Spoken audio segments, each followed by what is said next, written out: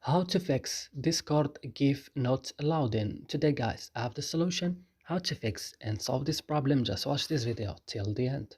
So let's start. So first you have to go and open the settings of your phone. After this, go to apps. On apps, go and search for Discord.